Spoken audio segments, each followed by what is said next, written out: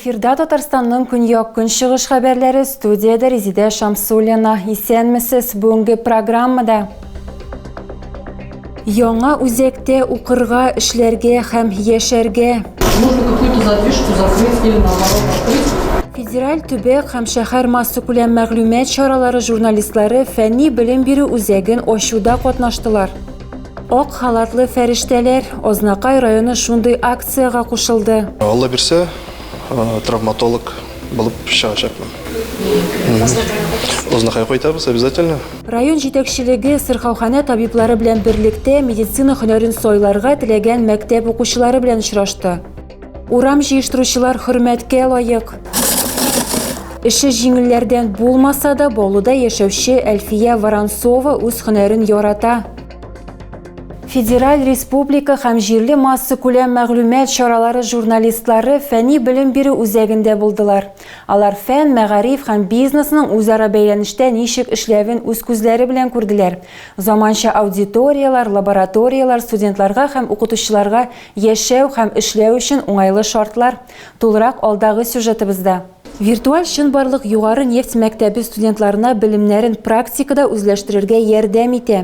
Электрон тренажер укучыларны реаль шартларда эшләргә әзерли. Мәсәлән, монда бураулауда эшләү күнекмәләре камилләштерелә. Уку, торак һәм студентлар корпуслары бер-берсе белән җылы юллар ярдәмендә тоташтырылган. Алар иҗтимагый киңлекләр ролен үти. Югары нефть мәктәбе студентларына яшәү, уку һәм эшләү өчен фәнни белем бирү үзәгендә уңайлы һәм заманча шартлар тудырылган. Биредә 708 урынлык халыкара стандартларга туры килгән 2 тулай торак. Заманча җиһазландырылган лабораториялар, ике якның да кызыксынуларын исәпкә алган аудиториялар. Студентлар һәм укытучылар буш вакытларында да үзләренә шөгыль табачаклар, территорияда спорт үзәге бар. Моннан тыш хореография залы да урнашкан. Фәнни белем бирү үзәгендә шәһәр һәм республика журналистлары да булып кайтты. Заманча югары уку йортының нәрсә тәкъдим итүен күргәч, кайберәүләр һөнәрен үзгәртү турында да уйланды. Вот когда зашла в этот университет, Бу университетка атлап кергәч үк мин монда укырга теләр идем дигән уй килде. Монда шул кадәр уңайлы шартлар тудырылган. Мөстәкыйль эшләү өчен розеткалар да бар, уңайлы кабинетлар. Мин журналистка укысам да квалификацияны үзгәртәсе килде. очень хочется сейчас переквалифицироваться на нефтепроизводство. Югары нефть мәктәбенең бөтен территориясе студентлар, яшь галимнәр һәм аларның гаиләләре өчен кирәкле барлык инфраструктурасы булган шәһәр эчендә шәһәр буларак күзаллана. Барлыгы 5 заманча комфорт класслы торак кварталы төзү планлаштырыла. Анда 2 балалар бакчасы булачак. Ак халатлы фәрештәләр акциясына Ознакай районы да кушылды. Матур традицияга нигезләнеп, район җитәкчелеге Сырхаухана табиблары белән берлектә медицина һөнәрен сайларга теләгән мәктәп укучылары белән очрашты. Анда Казан дәүләт медицина университеты студентлары да чакырылган иде. Район хакимиятенең утырышлар залы югары сыйныф укучылары һәм аларның әти-әниләре белән шыгрым тулы иде. Алар өчен һөнәри юнәлеш бирүгә багышланган чара уза. Бүгенге көндә район мәктәпләре буенча исәпләгәндә акушер, фельдшер, шәфкать туташы кебек һөнәрләрне сайлаучы 496 кыз һәм егет бар. Беренче классны бетерәм сыйныфны. Шуңа бүген очрашу шундый студентлар белән аралашабыз. Бу бик мөһим безгә, чөнки күбрәк беләсе килә уку турында. Катнашучыларны район башлыгы Марсель Шайдуллин сәламләп медицина хезмәтенең никадәр җаваплы булуын ассызыклады. Районда булдырылган мөмкинлекләргә дә тукталды. Бездә инде бу больницабызда, шулай поликлиникабызда бөтен мөмкинлекләр бар эшләү буенча. Ремонт эшләре дә бара, яңа медицинские оборудованиелар да алына. Әлемне Алла бирсә, роддомга да ремонт керергә тиеш. Алла бирсә, шулай инде үзебезнең төрле шундый җиһазларыбыз да бик күп. Район үзәк Сырхауханасының баш табибы Илдар Шихапов сүзләренә караганда, бүгенге көндә район юлламасы нигезендә Бөгелмә һәм Әлмәт шәһәрләре көллиятендә 16 студент укый, 23 студент Казан медицина университетында белем ала. Очрашу барышында катнашучыларга Татарстан Республикасының сәламәтлек саклау һәм Казан дәүләт медицина университеты турында фильм да күрсәтелде. Студентлар укучыларны кызыксындырган сорауларга җавап бирделәр. Медицина университетында уку шартлары хакында сөйләделәр. Ознакайда 7-нче мәктәпне бетердем. Благополучно мәктәпне бетереп, университетка поступать иттем. Бетереп барабыз. 6 ел, ярты ел калды. Алла бирсә, травматолог булып чыгачакмын. Ознахай кайтабыз обязательно. Бу очрашуга балалар алып килдем. Минем улым былтыр 7нче мәктәптә 9нчы классны бетергәннән соң Әлмәтнең медицина колледжына укырга керде. Бүгенге көндә бикләп укый, бик авыр, тырыша. Һәм әтиәниләргә киңәшем шул балаларның теләгән һөнәрләрен сайлагач, аларга каршы килмәсеннәр. Рак хөкем карары түгел. Шундый тема астында онкология диспансерында пациентлар мәктәбе очрашуы узды.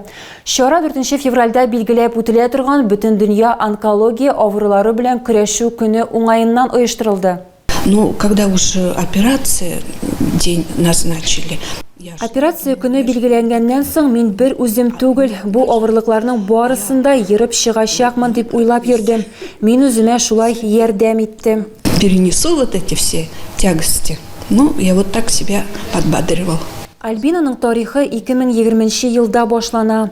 Аңа рак диагнозы куела. Шуннан соң иң катлаулысы операция һәм химиотерапия курслары башлана. Ул 8 процедура үткән, дәвалану чорында янәшәсендә ире дә була. Аңа ярдәм итеп тора. Бүгенге көндә авыру ремиссия стадиясында Альбина очрашуга үз тарихы белән уртаклашырга һәм башкаларны тыңларга килә. Еленада онкология 2022 елның ахырында ачыклана. Шул ук вакытта операция ясала. 4 химиотерапия һәм 16 дәвалау курсы һәм узак көтелгән ремиссия. Аның очрагында онкология нәселдән килә. Хатын-кыз янында авыр чорда шулай ук гаиләсе була. Рух төшенкелегенә бирелмәсеннәр. Мондый диагноз белән яшәргә мөмкин. Хәтта 4нче стадиядәге кешеләр дә исән-имин яшиләр, дәваланалар. Беркем дә җиңел булыр дип әйтми. Әйе, бу киләчәк тормышың өчен көрәш. Авыр булачак, ләкин аны җиңеп була. Мин булдыра алдым, башкалар да булдыра алачак. Мин шулай дип саныйм. Очрашуда табиблар, психологлар һәм пациентлар авыруны ничек кабул итәргә һәм аның белән ничек көрәшергә кирәклеге турында фикер алыштылар. Әлмәт филиалында паллиатив стационар бар. Ул яман шишнең 3нче һәм 4нче стадиялары булган пациентларның гомерләрен озайтырга ярдәм итә. Авырулар саны артуга карамастан үлем очраклары кими. Бүгенге көндә онкодиспансерда 17800 кеше исәптә тора. Авыруның уртача яше 55тән алып 60 яшькә кадәр. Бу мәкерле шир яшәрә ди табиблар. Көненә хастаханәгә 500гә кадәр кеше килә. Зәйнең энергетик мәдәният сарайында ел хатын-кызы, ел ир-аты хатын-кыз карашы республика бәйгесенең зона этабы үтте. Анда Сарман, Әлмәт, Ознакай, Ютазы, Баулы, Бөгелмә, Лениногорск, Зәйдән 40тан артык конкурсант үзләрен сынады.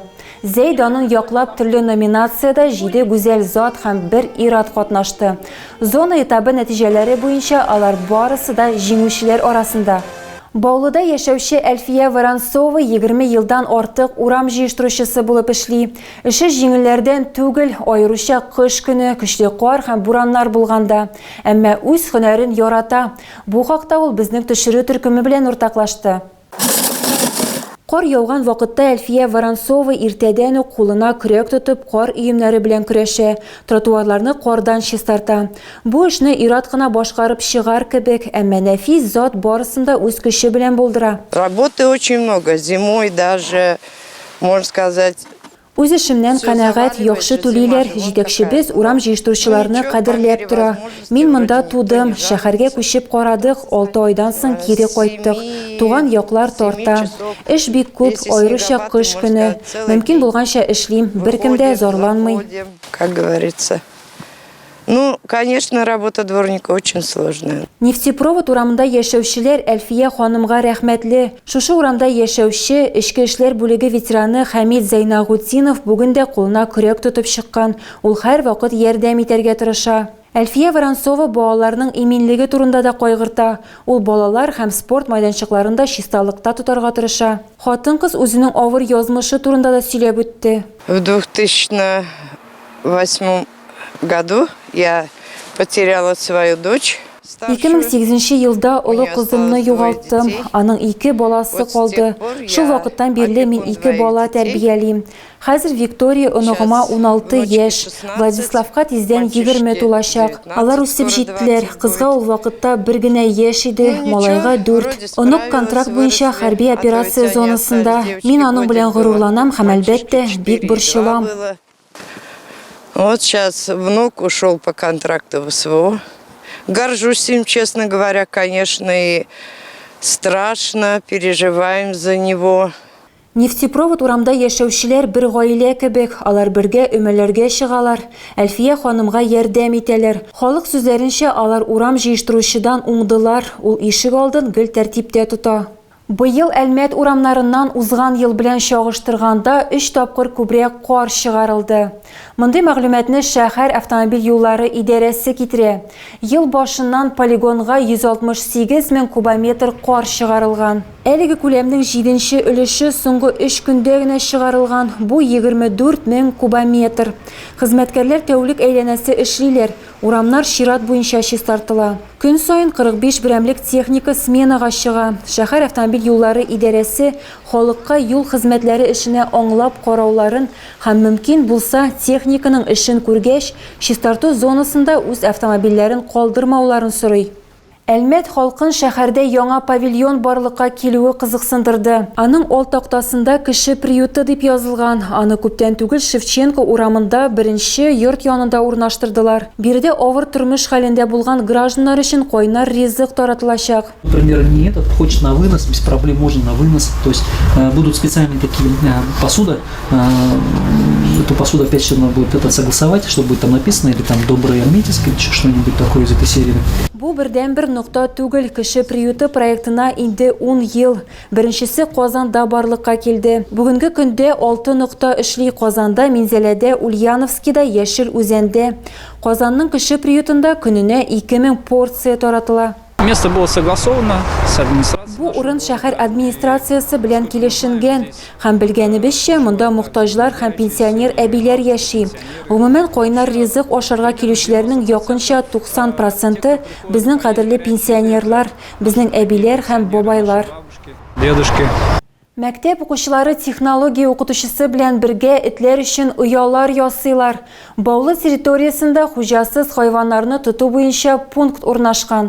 Оялар гыйнвар ахырында ясала башлый һәм тиздән аларны тәмамларга планлаштыралар. Шулай итеп, укытучы һәм балалар йортсыз хайваннар приюты проблемасын чишүдә үз өлешләрен кертергә телиләр. Әлмәттә ял көннәрендә янгын очраклары теркәлгән. 3 февральдә Фәхретдин урамы 46А йортындагы бер фатирда янгын чыга. Күршеләре фатирдагы 2 кешегә чыгарга ярдәм итәләр һәм янгын сүндерүчеләр килгәнче янгынны сүндерәләр. Коткарылган кешеләр хастаханәгә ятудан баш тарттылар. Нәтиҗәдә йокы бүлмәсендә 2 квадрат метр мәйданда матрас һәм әйберләр янып бетә. Янгынның беренче сәбәбе тәмәке тартканда ут белән саксыз эш итү. Шул ук янгын сүндерүчеләр Ринат Галиев урамындагы 8нче йорт янында янгынны сүндерәләр. Хәлакәт урынына килгән коткаручылар Lada Vesta маркалы җиңел автомобиль янганлыгын ачыклый. Гражданнарның тормышына һәм сәламәтлегенә зыян китерелми. Янгынның беренче сәбәбе транспорт системалары механизмнары төзексезлеге. Янгын яки яну билгеләре ачыкланганда 101 яки 112 ашыгыч хезмәтләр телефоннары аша хәбәр итегез. Лениногорскидан бузлы суда yüзүче Алина Вахитова Түбән Новгородта ярышларда катнашты. Кышкы yüзү уеннарына илнең төрле пичмакларыннан дистәләгән кеше җыелды. Алар салкыннан да, бузлы судан да курыкмыйлар. Түбән Новгородтан Алина Вахитова алтын медаль белән кайтты. Ирекле стиль белән 50 метр дистанцияга yüзүдә ул беренче булып финишка килә. Лениногорскидан килгән кыз триатлонда да катнашты. Аңа йөгерү, гер белән күнегүләр һәм 25 метрга yüзү керә. Ул барлык сынауларны да 10 минут 39 секундта үтәп икенче була. Тагы да күбрәк яңалыклар һәм тапшырулар белән безнең сайтта таныша аласыз. Без социаль челтәрләрдә дә бар, хәбәрләр юллагыз. Бүгенгә менә шулар. Мин сезнең белән сау булашам, исән-имин булыгыз.